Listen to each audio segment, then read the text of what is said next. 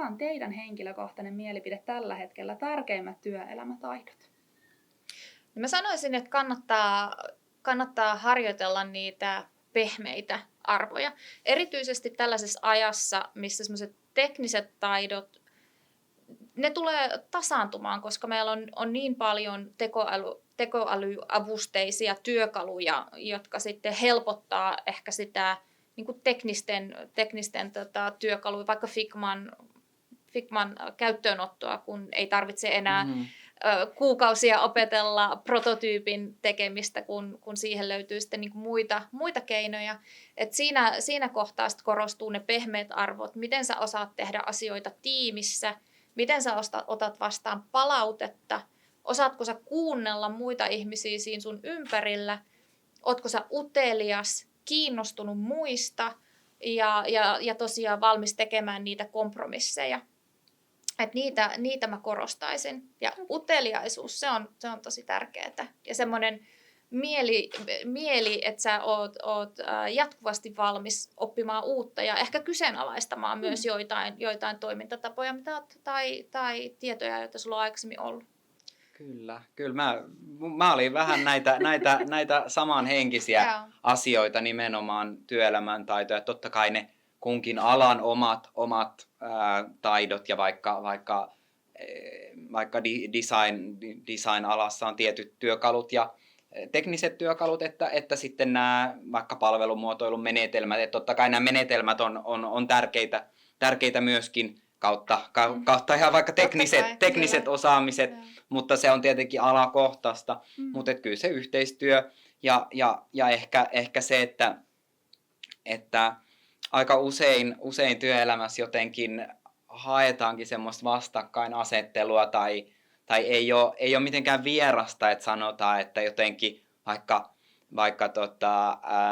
vaikka liiketoimintaa eri mieltä ja tekniset rajoitteet, että miksi asiat ei mene niin kuin mä toivoisin, niin ehkä semmoinen yhteistyön ja niin kuin lämmön hakeminen siihen omaan ympäristöön, että mä oon ainakin itse omalla uralla, että mä yritän sillä, että mun kanssa olisi kiva tehdä töitä, että mä yritän ensin olla kaikkien kanssa tosi hyvä kaveri, niin kuin ihan henkilökohtaisella tasolla ja tutustuu niihin kollegoihin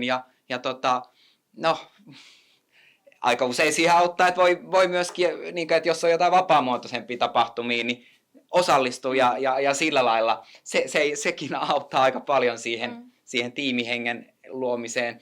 Mutta nimenomaan tämä kompromissihakuisuus, kyllä mäkin sitä ehkä korostaisin, että mä oon aika usein työssä on sillä, että joskus ei asiat mene niin kuin mä haluan, mutta ehkä seuraavalla kerralla ne menee.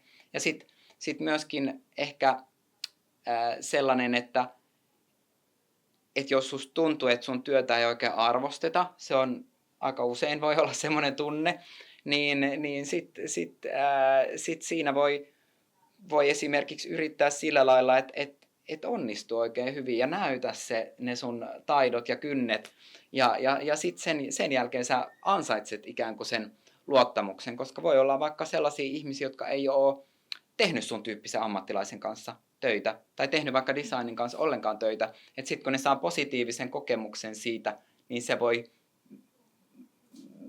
viedä sitä tilannetta aika paljon eteenpäin. Ja yksi ehkä, minkä mä vielä nostaisin, on se, että kannattaa opetella perustelemaan se oma ratkaisu ja perustelemaan se oma mielipide.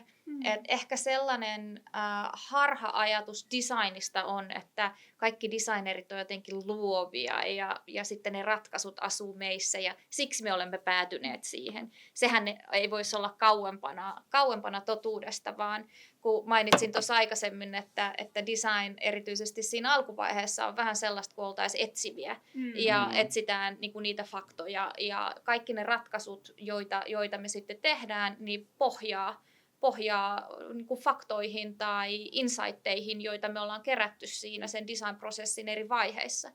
Niin valmistaudu siihen, että sä osaat perustella mistä syistä on päädytty tiettyyn ratkaisuun, mitkä asiat siinä on otettu huomioon ja niin päin pois, koska silloin sä oot niin kuin myös äärimmäisen paljon paremmin valmistautunut niihin keskusteluihin, kun mietitään, että mikä on se kompromissi, mikä tehdään. Kyllä, kyllä. Ja aika usein työelämässä ylipäätänsä kaikenlainen valmistelu tapaamisiin ja palavereihin on, tai siis sillä, että sä et vaan kutsu kasaan ja mieti, että mitäs tässä nyt alettaisiin tekemään, niin aika usein sä pystyt vaikka loistamaan sillä, että sä ootkin vähän valmistautunut, jos vaikka on muuten kiireisiä ihmisiä, jotka ei ole ehtinyt siihen tilaisuuteen vaikka valmistautumaan tai kokoamaan vähän niitä aikaisempia ajatuksia, niin sekin voi esimerkiksi työelämässä olla semmoinen keino loistaa, että sä ikään kuin valmistaudut hyvin tapaamiseen ja kunnioitat niitä muiden aikaa. Et mä monesti itse joskus, jos ajatellaan, että johonkin menee, että on vaikka tunnin tapaaminen, mutta jos siellä on 8 ihmistä, niin sehän on työpäivän tapaaminen.